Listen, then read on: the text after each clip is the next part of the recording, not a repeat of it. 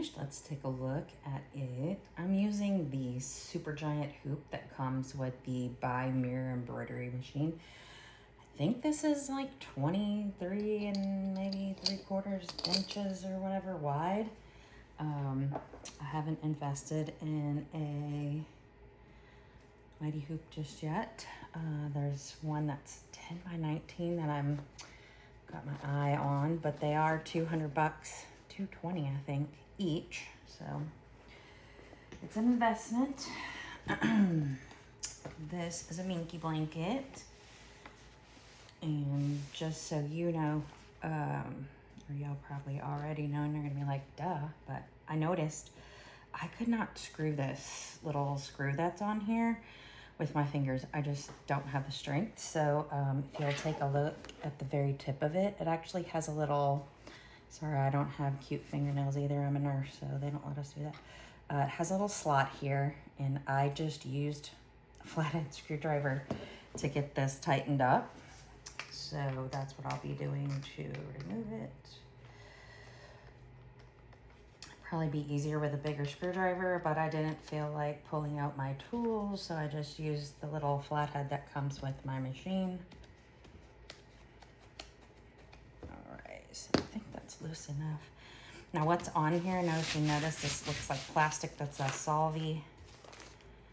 It's water soluble stabilizer. Say that fast 3 times. I can't. And so, and then this is one piece of the cutaway. I think it's like 3 ounces. So yeah, worked pretty well. I love the way these stitches come out. This is a purchased font. I bought it on Etsy. Now, it is not this size on Etsy.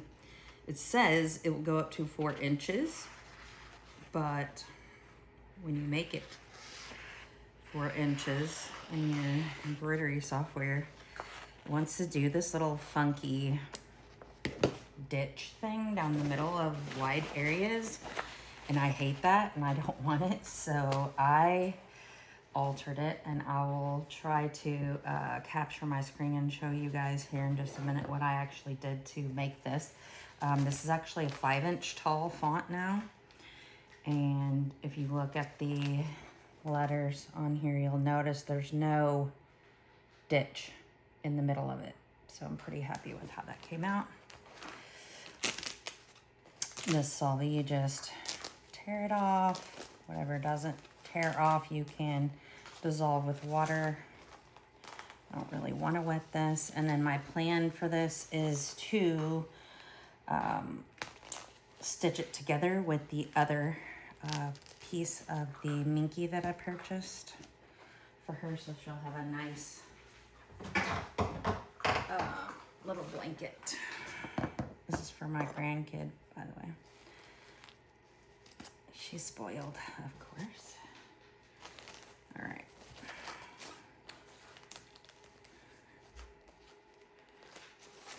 So yeah, just pull all this stuff off. I usually just take the tip of these embroidery scissors to help it lift up so that I can get into little small areas, because it never tears correctly. So you'll clean all that up.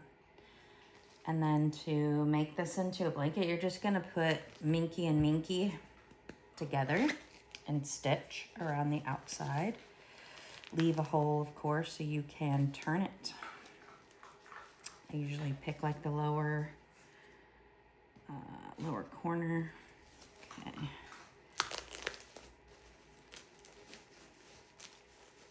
And I like to put a little tag on there. Have some with some really cute little sayings, because I also use them in bag making. And they're for sale several places on the internet. I'd like to get some of my own made, but again, everything is an expense, right? So yeah, so pull this. This is adorable, and I love the dark purple on the lilac so much. If my grandmother had made me something like this whenever I was younger, I would have just gone crazy. She made us Barbie doll clothes. So, which was amazing. I still don't know how she sewed something so tiny.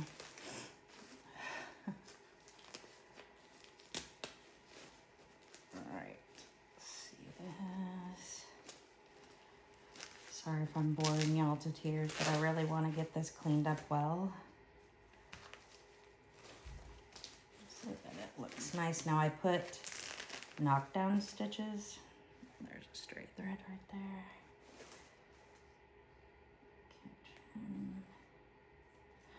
Underneath the lettering, and I can show you how to do that. I have Embrilliance, that's what I use. I prefer to design and work on Mac. It does work on Windows as well. I don't like Windows. I don't use it unless I'm forced. Which sometimes I can have no choice, but in this case, Embrilliance does run on that.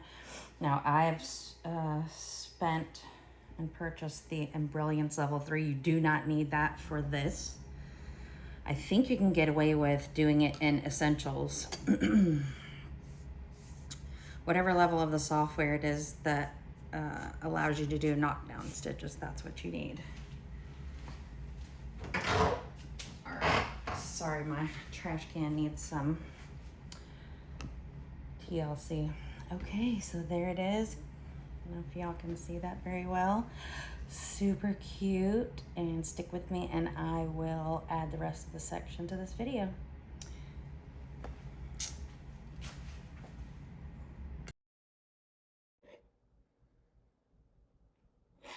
Okay, hey, so this is, I have Embrilliance up, and what we want to be messing with is the fonts. So we're going to go up here to the A and click that. And it defaults to this ABC scenario. So I don't want it to say that. I want it to say whatever, Julie. Let's do a long name. We'll just do like my granddaughter. Okay. So once you type it in this little box down here and hit enter, it'll default, and put that there. Now, I don't like this font for this purpose. It's a nice font, but it's not the one I need. So we're going to go down here, and I purchased this off of somebody on Etsy. I don't remember the name of the seller, but if you search for the font name, you will find it. This one's called Fuchsia. And so, and it goes, I stand corrected, it goes to 3.5 inches. That's how she designed it. So when you click that at the 3.5, you'll see these kind of dark areas right here, and also right here, and also right here. So what those are those ditches.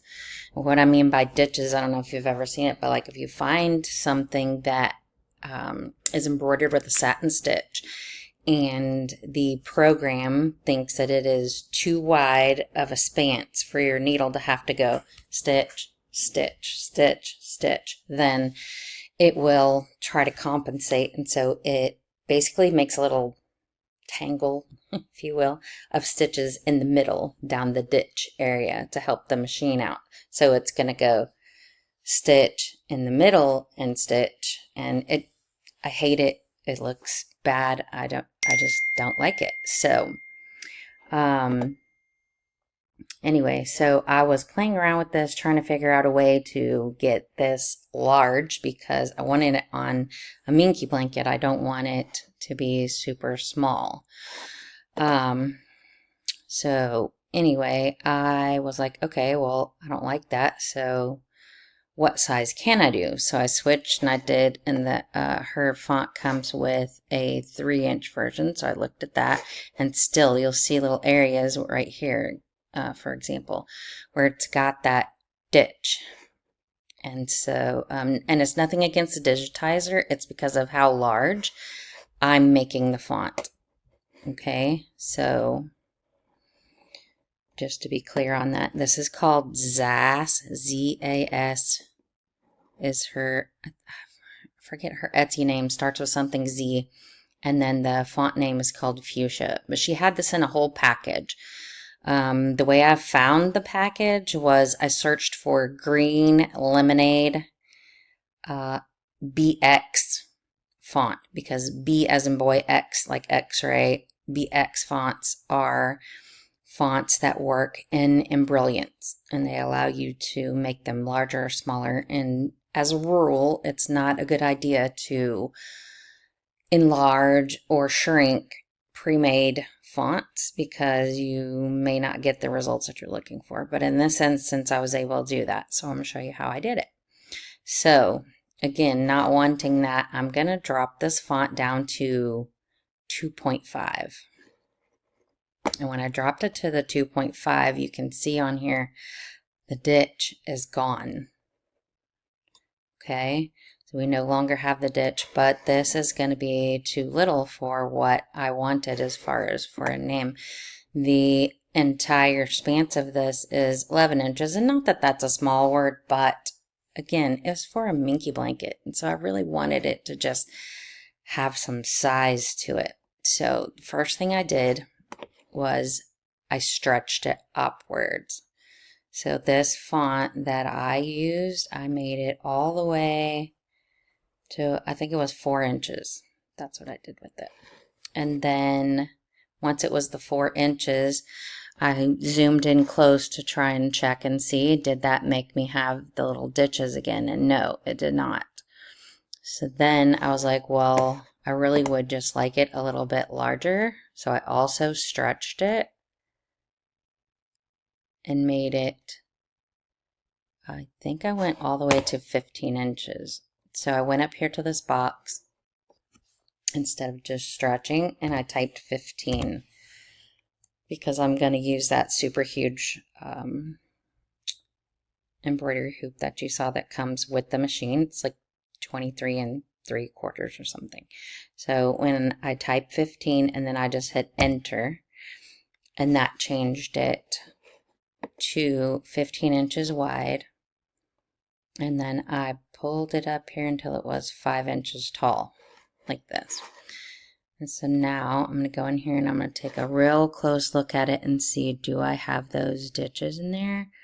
No, I don't have the ditches. So yay me, I got away with it. So now I'm going to take a look at this and see, and I believe the next thing that I did was going to put the knockdown stitches. Knockdown stitches are the background stitches that you put around the font in order to make it lay the little fluffy stuff around it down so that it kind of has a platform to sit on and it's not lost in the fluffy of the blanket, the fluff of the blanket. So in order to do that, I came up here to utility.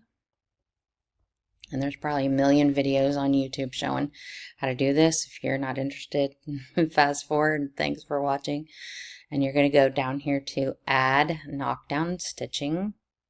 Now I actually like the bi-directional knockdown, and what that means is it's going to make a series of stitches that go one direction, and then it's going to come back in and make a cross hatch of those same knockdown stitches in the opposite direction. And I just love the way that it looks. It kind of makes like a lattice. And so the inflation defaults normally in this program to 2. Inflation means how wide of an area around your lettering is it going to make. And I didn't want it to be that wide, so I changed mine down to 1.8. Stitch length I did not mess with. Density I also did not change.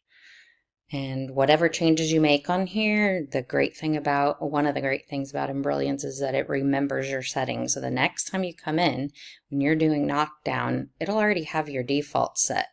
Now maybe it's not going to apply to everything, but yeah. So now that I've hit OK, you can kind of see where it's at on here. You see how this is sort of touching? I didn't really want that.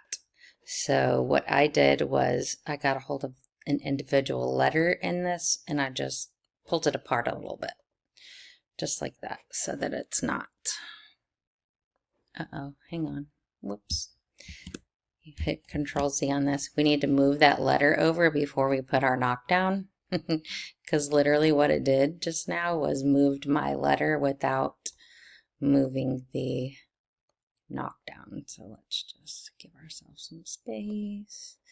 Also, I think the O needs to go over just a dab. Okay, so now let's highlight all of our stuff once more and go back and do our knockdown. It's easier to do this in your head than it is to do it on screen while talking to people at the same time. So there, so it's all separate. This looks like it's very close, but it actually is not touching. And the reason that I don't want it to touch is just a me thing. I'm going to use that solvy on top of the design so that it also doesn't get lost in the fluff. Now, because I stretched that design out upwards and also made it much larger, I'm going to go in here and improve the density on the actual stitch for the satin to fill in whatever I messed up by stretching her font out. And then this lovely button right here says remove hidden stitches. So I'm going to click that. And that will eliminate anything if I'm being overly dense with the stitches. Okay, so there it is. Now from here you just go up to your file and use this save stitch file as and choose your file type. I'm using a by mirror machine, which is a loose copy of a Tajima, so their file format is DST, and you choose the file that's appropriate for your machine. Also, you can save your working file, so if you want to be able to come back and edit this, I encourage you to stitch this out onto stabilizer first and just check it and see and make sure that it's right so that you don't trash your minky fabric with any bad advice that I might be giving you. Again, I'm not a professional digitizer. I typically send my things out, but in this instance, I am able to make those changes myself inside of Embrilliance. I hope this helps you. Thanks a lot. You guys have a great day.